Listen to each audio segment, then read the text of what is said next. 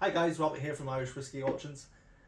Today's video, we're going to cover a few do's and do nots when it comes to attending whiskey festivals. The reason why we're doing this today, of all days, is because today we officially kick off with Whiskey Live Dublin 2024. There are 4 sessions spread across 2 days. So I believe the first session begins at early afternoon today, and then there's one later this evening on Friday night, and then there's also 2 sessions tomorrow on Saturday. They're about 3.5 hours each long.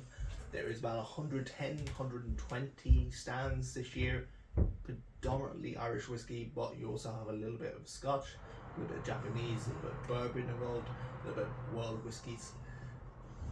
We've been attending Whiskey Live Dublin now for the last few years, and it really can be the highlight of the year for a lot of us, because it's the only time we really get out in a big team, the whole IWA house essentially, and we go out and sort of get to meet and greet with a lot of people that we don't often get to say hello face to face to during just the model of business that we operate. So it's always nice to sort of bring the team out, and we all come down for the day and sort of have a bit of a laugh. We don't have a stand. We like to walk around. We like to talk to people. We like to just have a laugh with people, say hello.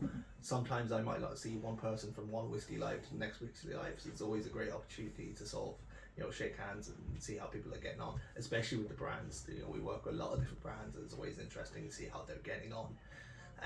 There's a couple of do's and don'ts, as I've said, and this video is just going to be a short sort of general tips on how to make the most of Whiskey Live or any sort of whiskey festival you choose to attend. There's a lot going on. There's a lot of whiskey, and no matter how hard you try, you're not going to experience it all. You can attempt to do it, but you won't get very far. You will quickly burn out, and you often see people that probably should have slowed down a little bit earlier in the day and are a little worse for wear. If you are attending the first session of the day, they're usually the better ones in terms of engagement with the brands. It's the first session of the day, they're a little bit livelier. The crowds, the social battery hasn't just depleted yet, and you often get a little bit of time to ask questions and sort of pick their brains about what's going on, what they're working on, what they have coming out, what their current core releases are, and how they're different from any other type of brand or distillery or whiskey in general, and you get that little bit more just authentic experience. The evening sessions are also great, they're fantastic, but you have to bear in mind that the brands themselves, the brand ambassadors, the distillery owners, the distillers, the blenders, everyone else involved, they've been on the stand all day. The social battery is starting to drain. They've had a lot of questions asked them. They're trying to smile, trying to present themselves well. So often it's a bit more of a rushed feeling. And that's fine. If you're not really interested in whiskey, you're you want a broad spectrum of what's going on and what's new in the world, evening sessions are great for that, because they're just a real quick 3-hour blast. You have fun, go with a couple of friends, you'll learn something new, and it's a bit more interesting than your usual sort of Saturday weekend sort of session. So, a couple of things. When you do attend a whiskey festival, there is tons of water stations everywhere. The samples that you'll be giving are a little less than your standard dram. So you'll probably get between sort of 10 and 25 mils per sort of sample that you try. Others are a bit more free pouring than some other stands, but that's, again, the idea is just to give you a sample of what you're essentially going to be drinking, and just to give you an idea of what it is. There's about 110 stands last year. I did 2 sessions myself. I didn't get round to every single stand, and no one ever will. The other interesting thing about this is that you can't attend 2 sessions in one day. So if you do want to do 2 days of Whiskey Live, for example, you're going to have to pick a session on the Friday and then follow up with a session on Saturday. Other good thing that might sort of be of interest to other people is that you can do master classes with Whiskey Live. And essentially what these are is that they're an hour away from the general sort of conference hall, and they're in a room to the side often. And like last year, for example, some of the IWA team did the Redbreast Masterclass. It's an hour away from the stands. We're really strongly interested about one particular brand, and they're doing a masterclass. I think tickets start from about 10, 11 euros. They sell out super fast, so if you are interested, make sure you're on the ball when the tickets get released for these masterclasses coming up to Whiskey Live, and get one, because they go fast. I just checked the website there this morning. I think there's pretty much no master classes left to attend. If you did want to last minute, they're all sold out. And along with that, your general admittance tickets are about €48 per session, which again, given what you get back for that €48, it's an absolute bargain. Even if you're a really seasoned sort of whiskey fan or someone that's just getting into it, there's value for money there on both sides. You know, 48, €50, you can't really go wrong. You can try whatever you like.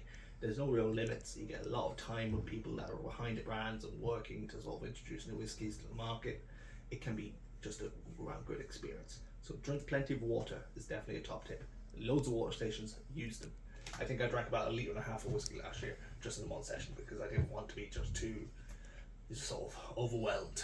Remember, as soon as the air hits you when you leave the session, you're really going to have problems if you drank too much.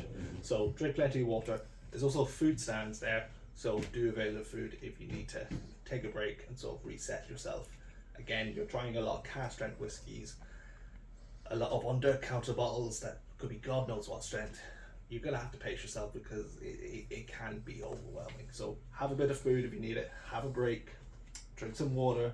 There's also cocktails, there's Irish coffees going on, there's besides from just the whiskey, there's also a lot of, I noticed this year, there's a couple of rum stands, there's going to be gin there, there's going to be vodka there, there's everything going on. It's mostly Irish whiskey, but there is some interesting spirit stands there as well that you need to check out. Another top tip is it's easy to get distracted by the bigger brands.